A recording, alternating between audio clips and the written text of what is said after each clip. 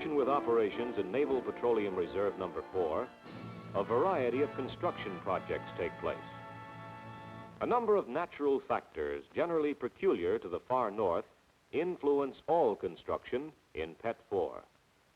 For 73 days, from mid-November to late January, there is no daylight, just 2 to 4 hours daily of gray twilight. Then there is temperature. During winter months, the mercury may drop to a low of 57 below zero. By midsummer, the temperature may hit a high of 78 degrees Fahrenheit. It averages about 40 degrees. The wind is also a factor. It blows almost continually with an average velocity of 10 to 15 miles per hour and has reached a velocity of 100 miles per hour. Another factor is the ice. It is 60 or more inches thick by late May. Snow commences to fall early in September. The maximum snowfall, 8 inches, is in October. The Arctic snow is fine and dry. It constantly migrates, causing drifts and sometimes poor visibility, which may stop or hamper operations. Fog, produced by open bodies of water, causes poor visibility. Still another element of extreme importance in Arctic construction is the ground. Let us look at it in cross-section. The surface ground, which may be silt, sand, gravel, or some mixture of these materials, freezes during the winter and thaws from 1 to 5 feet during the summer. The period of maximum thaw extends from mid-July through August. The part which freezes and thaws is called the active layer. Below this layer is permanently frozen ground, extending to depths of 900 feet and more in northern Alaska. This permanently frozen ground is called permafrost. Some unusual phenomena occur in the active layer.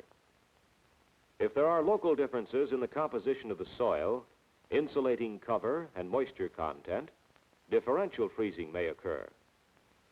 As a result, heaving may take place during freezing and settling during thawing. This differential freezing may have even more striking results if heavy cover prevents or retards freezing at any surface point. The active layer freezes from the top down, except at the one point. Any water between the frozen part of the active layer and the permafrost is under great hydrostatic pressure. This pressure causes the water to break through, with resultant icing on the surface. Sloughing and creeping of a mass of ground may also occur during thawing. This happens frequently when the moisture content of the active layer is high and the permafrost table slopes steeply, as on a hillside or near a riverbank. Most of these conditions have been carefully summarized in a work feasibility chart, which indicates what may be expected for each condition throughout the year. This chart is the basis for a schedule of operations. Excavating and earthwork can take place during July and August. Surveying can go on from April through October. Water supply must come from deep rivers and lakes, except between June and September. Let us first consider certain basic problems common to most construction in the Arctic. All supplies, except sand, gravel, and water, must be delivered by ship or by air. They must then be delivered to the construction site by tractor train or by bush plane. A second problem is construction personnel. Native workers are used wherever possible. Skilled specialists in construction must be recruited outside the reserve and carefully trained to work under Arctic conditions. At best, more man days and equipment days are necessary to do a job than for similar work in temperate climates. Selection of a suitable site or location for a facility is another of these problems. The site should be that which will permit the most efficient construction with the least possibility of permafrost troubles. It should also have good natural drainage, or should be easily drained by artificial means. High water marks should be carefully studied especially if construction is to be undertaken in river bottom or old river areas. The peak runoff of water occurs at the time the river ice breaks up. Adequate drainage is thus necessary to keep facilities from being flooded. When the active layer of the ground is thawing, drainage is again important to keep operations from being bogged down. Often walkways must be constructed. Carefully located ditches provide artificial drainage when natural drainage is inadequate. The ditch should be lined with gravel to prevent erosion and sloughing, which could lower the permafrost table and damage any road, building, or other construction. A dependable water supply is another basic problem. The best source is a lake or river which does not freeze to the bottom. All drinking water is chlorinated before using. Filtering is recommended for large numbers of personnel. Water in quantity is transported in heated water wannigons. If water is pumped any distance, insulated pipe and heat transfer units are required. Water is necessary not only for construction purposes, but also for personnel and for drilling operations. An adequate supply of fuel is another problem in most construction projects. From the drums, the fuel is normally pumped into the red fuel wannigan. From the tank in the wannigan, the fuel is pumped into the storage tanks outside buildings. 55-gallon drums or 1,300-gallon pontoon sections are used for fuel supply tanks. Still another problem common to most construction projects is waste and sewage disposal. The barrels used as latrines must be removed regularly. Such waste, as well as garbage and debris, can be dumped in designated areas or on the ocean ice. Excavation, grading, and earthwork are other problems common to many construction projects. Most earthwork is done from mid-June to the 1st of September. During this period, all types of gravel, sand, and silt can be moved with conventional earth-moving equipment. When the ground is frozen, earthwork cannot be done so easily. Riverbed gravel can be secured through the ice, but the method is troublesome and the river may not be handy. Coarse sands and gravels located above the water table may be loosened by dynamiting or by shocking with a dozer blade or air hammer as early as May. But the earth to be moved or excavated is seldom above the water table. A limited amount of frozen earth can be thawed by steam produced by a small Alaska Prospector's type low-pressure boiler. The steam is forced into the ground through steam points. The thawed ground is little more than sludge and is readily removed in a sludge bucket. Such earth moving is inefficient. It is suitable only for a rush job in preparing a building foundation site, or, as we see here, in excavating a meat storage cellar in the permafrost, where the temperature remains from 16 to 20 degrees Fahrenheit throughout the year. The final problem common to most construction work in the Arctic is foundation construction. For example, a structure built on the active layer may change the frost table. After a thaw, settling is probable on the south side. After freezing, if moisture has been trapped, heaving is probable. A building with a piling foundation resting on the permafrost may lower the permafrost table. During thaws, settling may then occur. And during freezing, heaving may take place. If the building keeps the active layer from freezing, water may creep into the building with disastrous results. To take care of such possibilities, special methods of constructing foundations are necessary. Heavy foundations are placed on footing or piling, which extends well into the permafrost. Undue lowering of the permafrost table is prevented by wide spacing of piles, by leaving adequate ventilated space between floor and ground, and by insulating the floor. The heaving force of the active layer is counteracted by the add freezing force of permafrost to piling. If need be, the piling can be anchored in the permafrost. In other instances, the silt, mud, and organic material of the active layer must be removed, and the foundation placed either on the sand and gravel of the active layer or directly on the permafrost. The excavation is then backfilled with gravel to prevent floating and heaving. In such construction, care must be taken to avoid introducing water into the backfill and to avoid lowering the permafrost table. Road construction is limited to the camp area and immediate surroundings. The active layer is removed if it contains moisture holding material such as silt, fine sand, or organic matter. Such material is replaced by gravel, and drainage is provided. Airstrips are similarly constructed, except for the final surfacing. The barrow runway has a gravel foundation and a pierced plank landing surface. It has been successfully used by large 2- and 4-engine aircraft. The runway has held up well.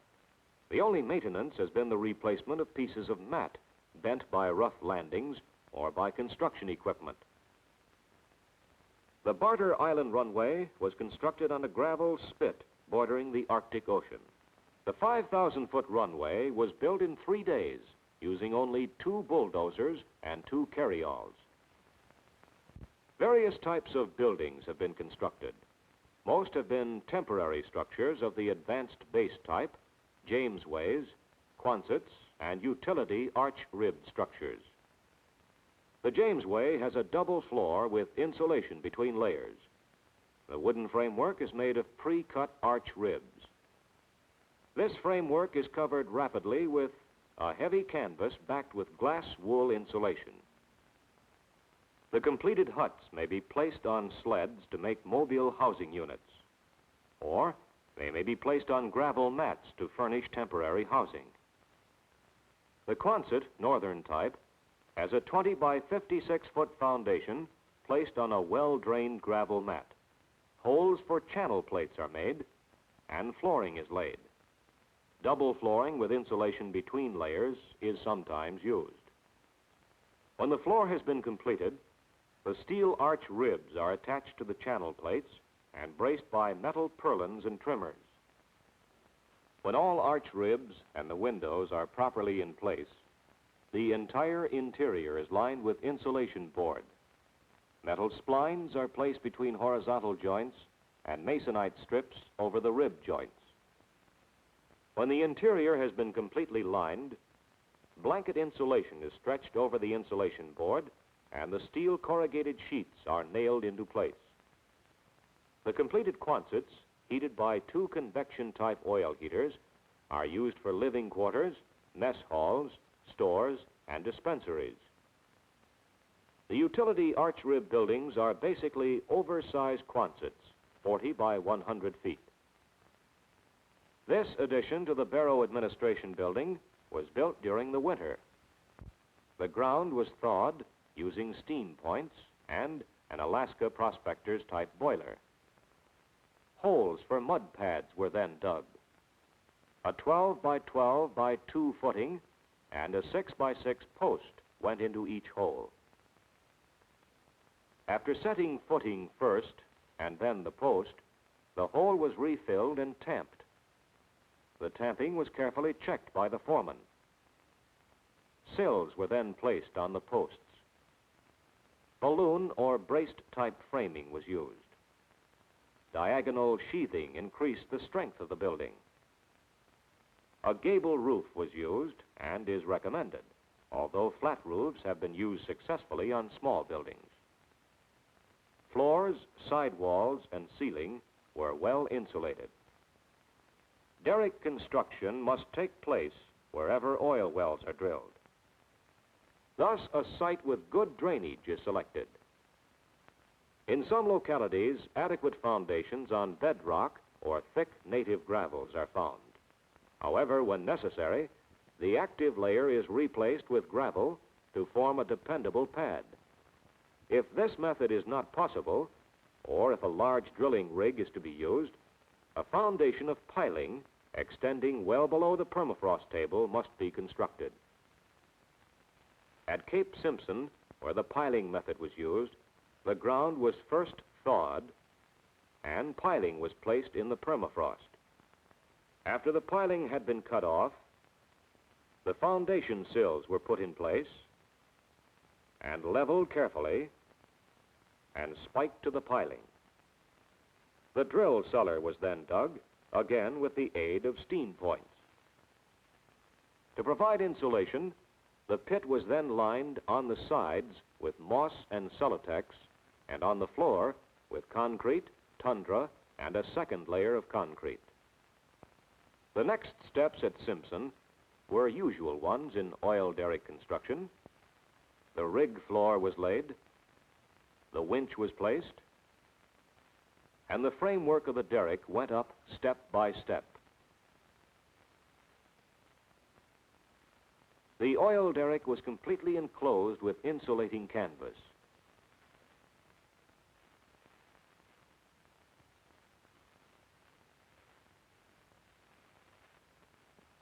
The construction of high steel towers illustrates in extreme form most of the problems faced in heavy construction work in the Arctic. At the site, an excavation has been made into the permafrost for the foundation pedestals. Digging held to a minimum has been done as early in the season as possible. Holes have been drilled into piles which have already been placed to carry the weight of the form. Over the piling, a layer of sand, a layer of rock wool, and another layer of sand have been placed to insulate the frozen ground from the mass concrete to be poured above. Reinforcing rods are placed in the footing and welded. The form is placed and concrete is poured. The concrete is carefully rotted. After the footing slab has set, the reinforcing rods for the pedestal are placed. The pedestal form is placed. The foundation bolts are leveled and centered. Again, concrete is poured. The concrete is a mixture of selected local beach sand and gravel and cement from the States. High-strength early cement is used so that the permafrost is disturbed as little as possible. Any water around the pedestal caused by the 90-degree heat of the hydrating concrete must be removed as produced, again to avoid disturbing the permafrost more than necessary. The excavation is backfilled so that normal thermal conditions in the ground are quickly restored. The base plate for each pedestal is prepared. Each base plate is then installed. With this job done, the foundation is completed. It is ready to carry the load of steel framework. All steel is laid out on the ground, checked, and bolted into sections to facilitate handling. A crawler-type crane raises the first members. When in position, they are bolted to the base. Member by member, the tower sections are raised and bolted into place. As the work proceeds at higher levels, the basket boom is used to raise tower sections. Thus, the tower moves toward completion. Many things can be built in the Arctic by men who know and understand the conditions and who adapt construction to those conditions instead of trying to fight them. The low-pressure boiler used by Alaska prospectors in the field is the chief unusual tool found in PET 4.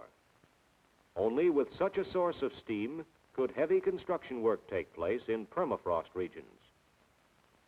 The men, too, are different. They must be hardy specimens, well-trained, well-clothed, and well-fed. Knowledge gained from experience, added to new knowledge of Arctic conditions, will be reflected in future construction in polar regions.